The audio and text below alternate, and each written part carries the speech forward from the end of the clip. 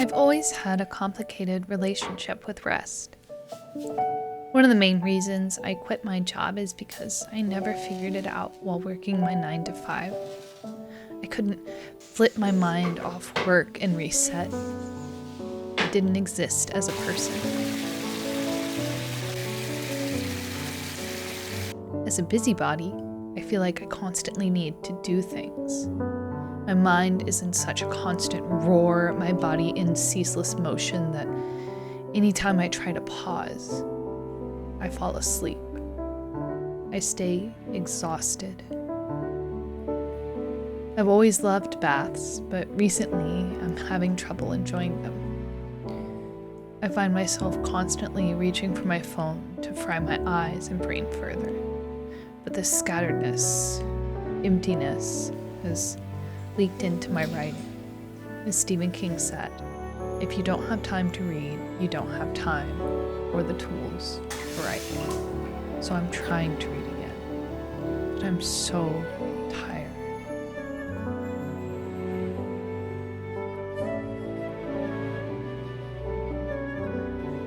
Some find rest in self-care. I'm trying to be one of those people. I aspire to be one of those high maintenance so I can be low maintenance girlies, but right now I'm barely scraping by. One thing I do love, however, are face masks. The feeling on my skin, the way I glow after. There's nothing that triples my time payoff better. Simple. Easy. That's where I'll put my money.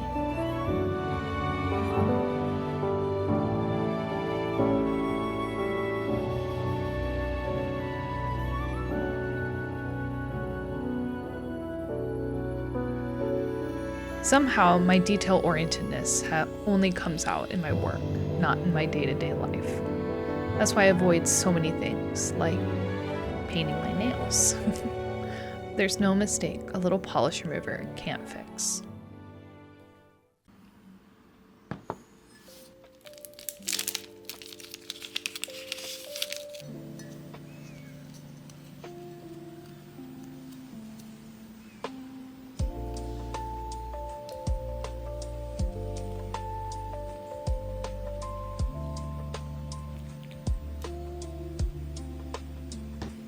It sounds counterintuitive, resting by focusing intently, but I found that it's one of the best ways to clear your mind, to listen to your body.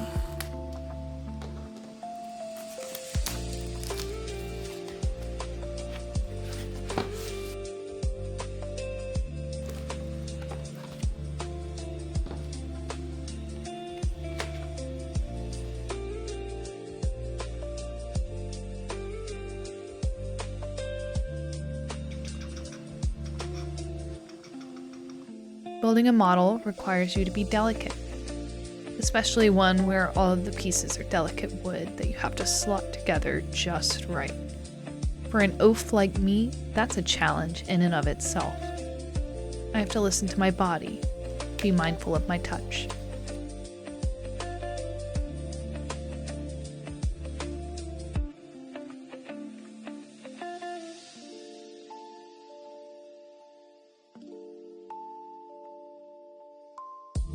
I'm also someone who loves assembling IKEA furniture. I never understood people who say the ultimate test of a relationship was to assemble furniture together. It's so relaxing. Unless they're making me drill new holes. I hate that.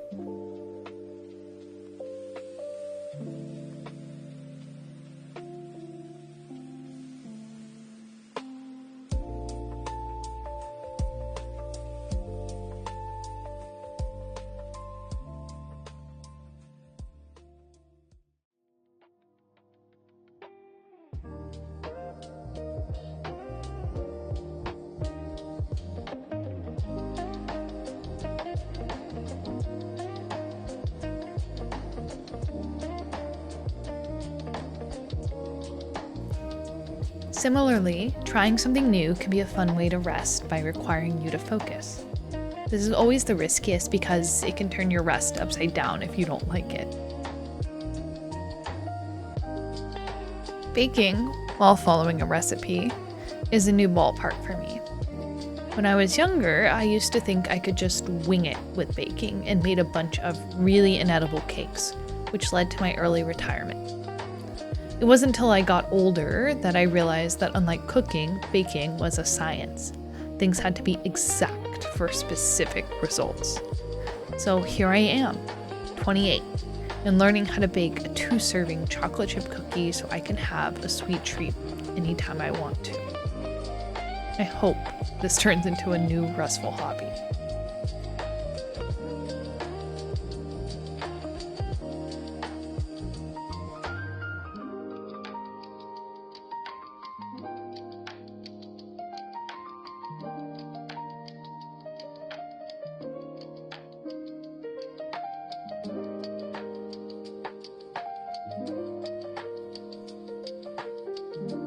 If I was on death row and had to choose my last meal, it would consist of salmon and yellowtail nigiri, salmon teriyaki, the tonkatsu pasta from 1943 Korean restaurant, and a red bean and cream bun.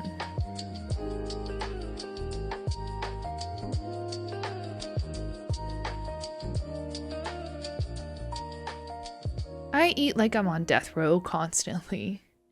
But why pay for a bunch of salmon nigiri if you can spend $15 and have an entire block to yourself?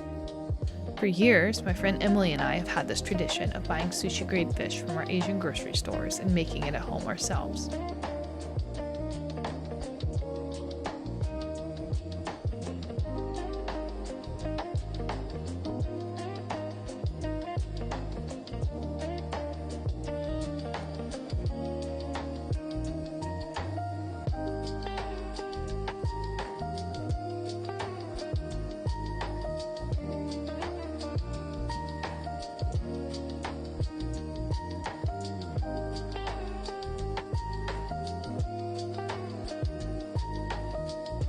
Is it better than what you can buy out? No way.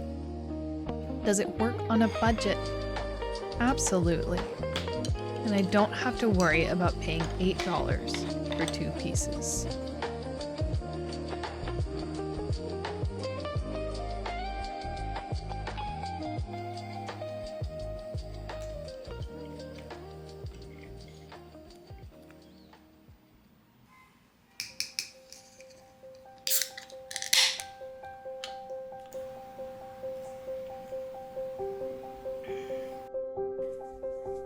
Escaping into TV worlds is another effective reset. Sometimes you just need to turn off your brain and step out of your life. Be in someone else's world.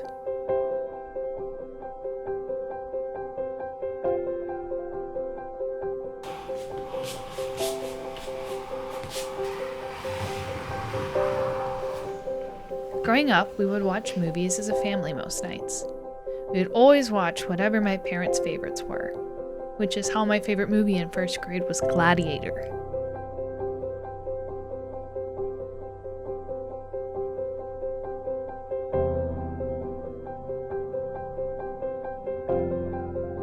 My love for movies started there and only grew as I got older.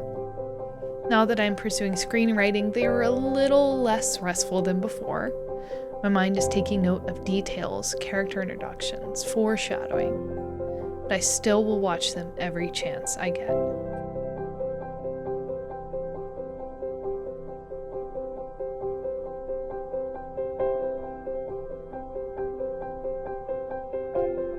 Hear me out. There can be rest in chaos. This one is a stretch, but with Overwatch making a resurgence, a lot of my rest time has gone into gaming. It would probably be more restful if I was better, but alas.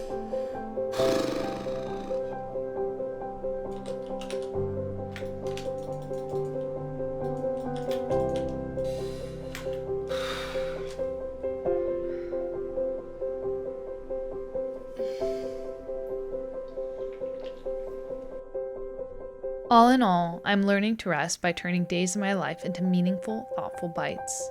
Times where I turn off the sound, step away from my phone, and connect with my body. With time, I hope this practice will lead me to rest, to recover.